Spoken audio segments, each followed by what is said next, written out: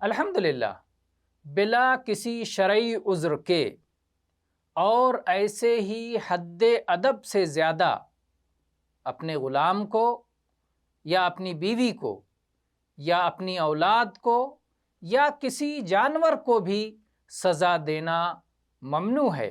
چنانچہ اس سلسلے میں عبداللہ ابن عمر رضی اللہ عنہما کی حدیث ہے کہ اللہ کے نبی صلی اللہ علیہ وسلم نے فرمایا، عذبت امرأة فی ہرہ سجنتها حتی ماتت فدخلت فیہا النار لا ہی اطعمتها وسقتها اذ حبستها ولا ہی ترکتها تأکل من خشاش الارض۔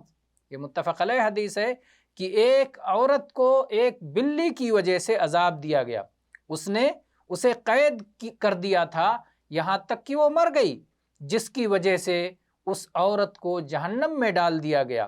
نہ اس نے اسے کھلایا پلایا کیونکہ قید رکھا تھا، اور نہ ہی چھوڑا کہ وہ خود جا کر کے کیڑے مکوڑے کھا سکے۔ تو یہ ایک بلی تھی، جانور تھی۔ اللہ تعالیٰ نے تو سب کے ساتھ حسن سلوک کا حکم دیا ہے، عذاب دینا تو حسن سلوک کے منافی ہے۔